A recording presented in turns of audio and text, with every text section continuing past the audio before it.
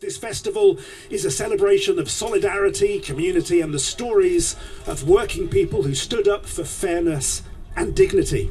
It's a reminder that the struggles of the past still speak to the present, and that the courage of ordinary people has always been one of Kent's greatest strengths. So thank you for being here to keep their memory alive and to make new memories together.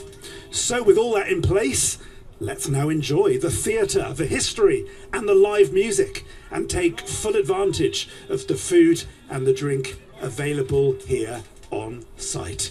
So we're going to begin with our first act this afternoon, the Bossenden Bodgers, a mummers play, The Loaf, which is retelling the story of the agricultural uprising and some bread, with some songs to sing along with too. Thank you very much, everybody. Enjoy the day.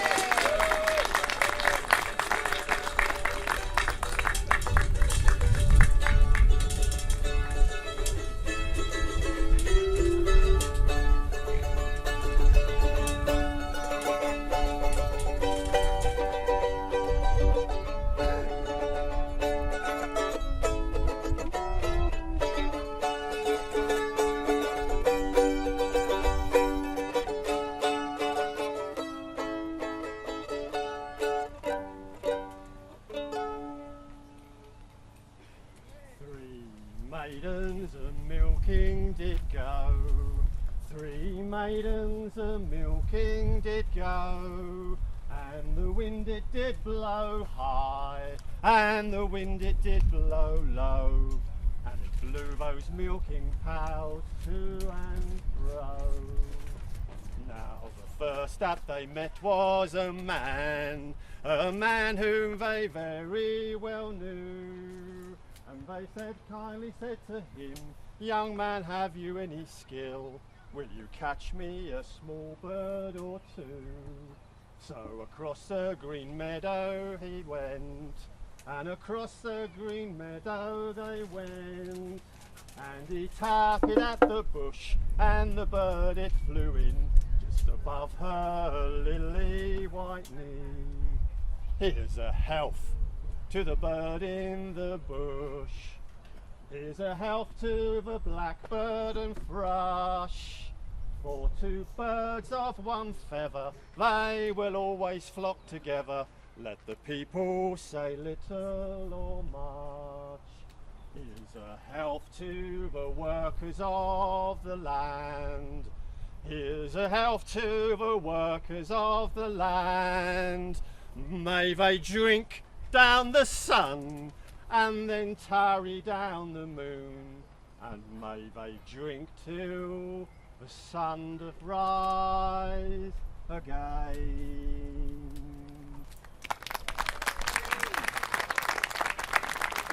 Good morrow, friends and neighbours all. May joy and peacetime each one befall. A merry Maytide to you. Now draw closer, stand easy, but listen well. I am called many things. Some say a fool, some say the spirit of the woods, and some say the wind through the leaves when trouble walks the wheel. I am the breath in the oak and the willow, the wind in the leaves of the coppice chestnut, and the laugh behind the hedge when history prepares to trip over itself. And when Kent is restless, and the fields remember hunger, and the people remember anger, he appears, the Hooden horse, not a horse, not a ghost, not a beast entirely known, the mangler of truths, the turner upside downer, the breacher of roofs. And whenever he hoops up, trouble and a big pile of poo are never far behind, which is how, my friends, I knew that trouble was upon us. And speaking of manure, soon you will meet my good friend, Mr. John Tom Will Courtney, self-styled big cheese and sitter of pots, and the yeast to our day. For it was June 1838, and the smell of revolt was in the air, stronger than the smell of spring blossoms. This is the story of Bossenden Wood, the last battle fought on English soil. It was a small battle. It was a needless battle. It was a tragic battle. But, like all good stories, this one begins with bread. Oh, I baked a loaf of bread and it's gone astray. It's all we've got to eat forever and a day, while we're waiting for the day, waiting for the day, waiting for the day that we get our pay. Joining on the chorus, that is it? Well, I grabbed a loaf of bread and I put it on a pole. I waved it all around, it's a symbol of revolt, while we're waiting for the day, waiting for the day, waiting for the day that we get our pay. Are you telling me you've taken our last meal to wave it all around over fields and hills, while we're waiting for the day, waiting for the day, waiting for the day that we get our pay? Yes, Sir William Courtney has had a great vision. We're all to rebel. There must be no division, while we're waiting for the day, waiting for the day, waiting for the day that we get our pay. Well, our bellies are empty. Look, we're all skin and bone. So you can bugger off and leave the bread at home, while we're waiting for the day, waiting for the day, waiting for the day that we get our pay. Oh my dear, can you not see Sir William's our saviour from doom and poverty, while we're waiting for the day, waiting for the day, waiting for the day that we get our pay. Well, if Courtney's so clever, he can bake his own bread, to put it on a pole or wear it on his head, while we're waiting for the day, waiting for the day, waiting for the day that we get our pay.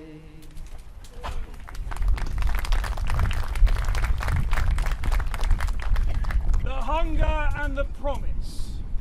The labourers of the Weald were tired.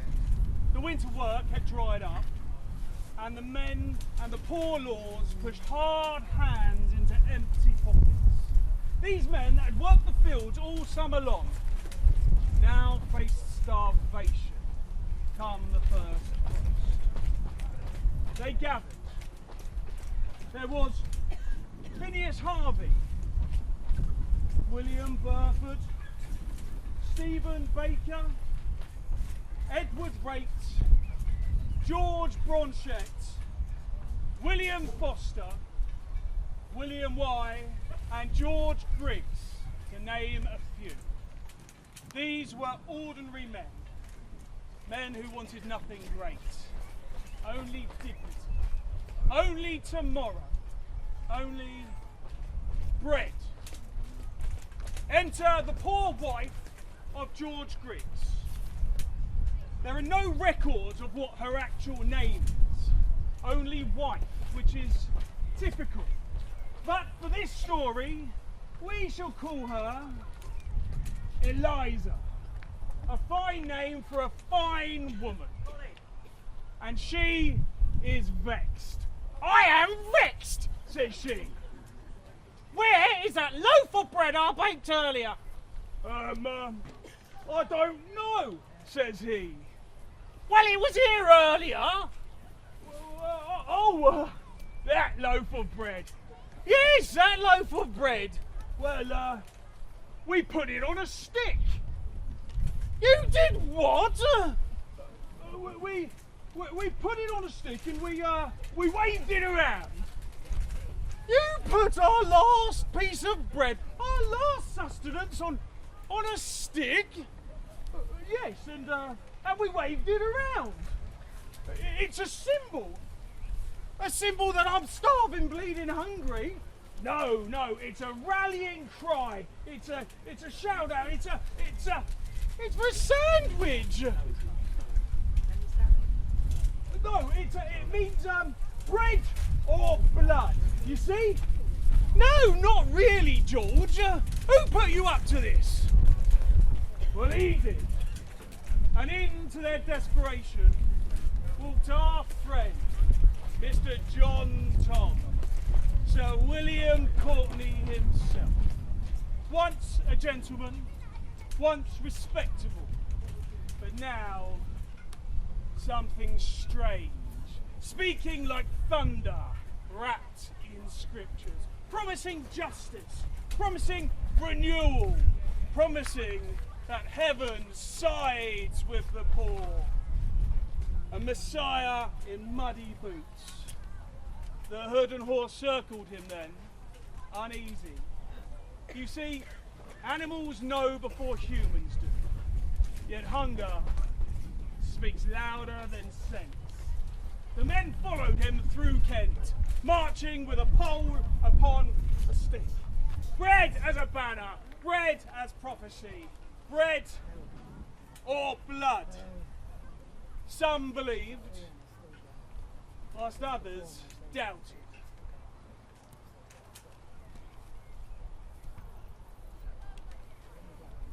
Oh, John Tommy's about, you see.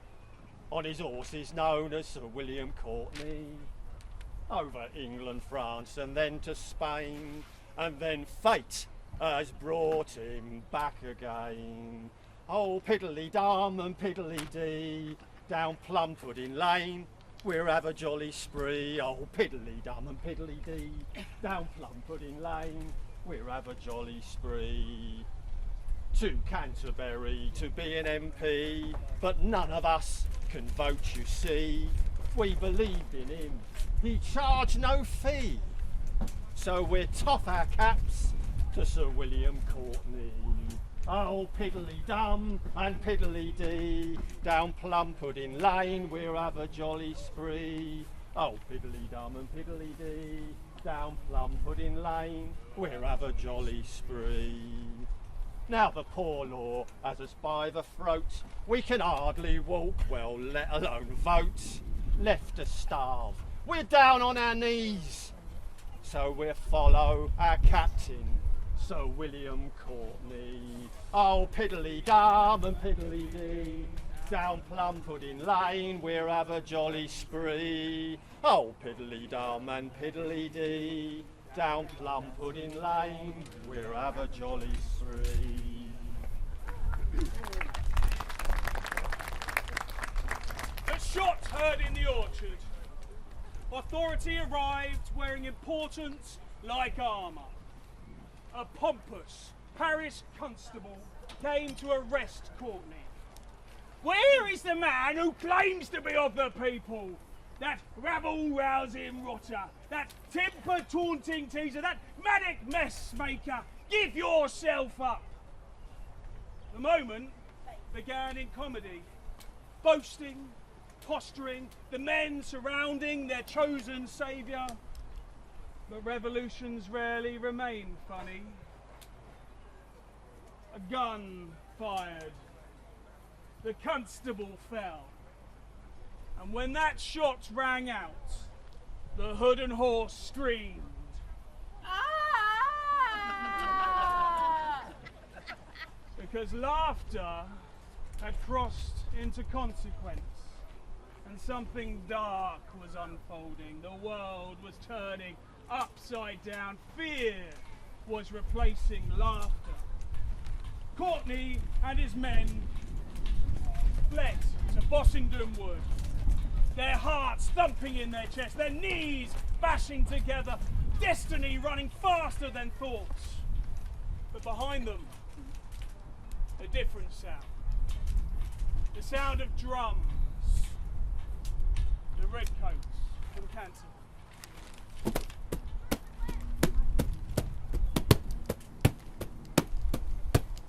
The soldiers came in lines as straight as rulers.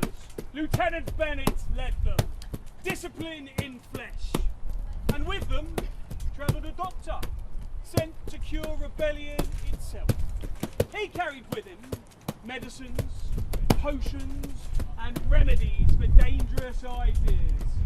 For history often treats hope like a disease. I was beside them, unseen. The Hooden horse mocking their marching step, his jaws clacking to the beat of the drums. Because armies always believe that they march towards uncertainty. They entered the wood, and the wood held its breath. Faith and farm tools faced muskets in a line. Here is your final warning! Stop where you are and go back! Courtney's followers believed that the day belonged to them. That prophecy could stop bullets. But the fight was swift, confused, human. Lieutenant Bennett fell first. Then the guns answered. Smoke filled the trees around them. Men who had felled the fields hours before lay dead upon the ground. Courtney himself was shot. He lay there on the ground where blood and leaves met. The Hooden horse lowered its head, not mocking now. Mourning, because the horse knows what humans forget. Belief does not make a man invincible. Silence followed. They lay out the bodies, one by one, on the floor of the Red Line. Only birds dared to speak again. Waiting for the day. Waiting for the day. Waiting for the day that we get our pay. Waiting for the day. Waiting for the day. Waiting for the day when we get our pay. So poor Courtney is dead. Brown bread, you might say. But every mama's tale demands a doctor, and ours has one. So, arriving with impossible cures and powders from far lands, potions both healing and ridiculous, he raises the fallen, labourers and soldiers alike, as if history itself has asked for another chance. Courtney rises too, not a messiah now, just a man, stripped of grandeur, stripped of illusion. The horse nudges him gently, as though guiding him back to humility. For resurrection is not always about life returning. Sometimes it's just understanding, arriving late. So, what remains? What have we learnt from Bossenden Wood? That desperation breeds belief, that false prophets grow better in hungry soil, that ordinary people seeking fairness may follow any old John, Tom, Dick and Nigel who promises them tomorrow. And so, come gather round, good neighbours all, and listen to our rhyme of working hands and weathered hearts that march in step through time. From dawn until the whistle blows, through dust and sweat and song, we'll raise our voice, we'll raise our voice, for a fair wage, for a hard day's work. The farmer fends his furrows straight, the miner delves below, the seamstress hums beneath the lamp, their steady needles flow. The teacher lights the minds of youth, the driver steers the way. Each soul deserves a just reward to end the working day. From dawn until the whistle blows, through dust and sweat and song, we'll raise our voice, we'll raise our voice, day's work. And though the lords may count their coins and tell us we should wait, we stand as one from shop to shore and shape a fairer fate. Every hand that builds this world, be strong and free and proud. Our worth is not a beggar's word, we'll sing it clear and loud. From dawn until the whistle blows, through dust and sweat and song, we'll raise our voice, we'll raise our voice, for a fair wage, for a fair day's work.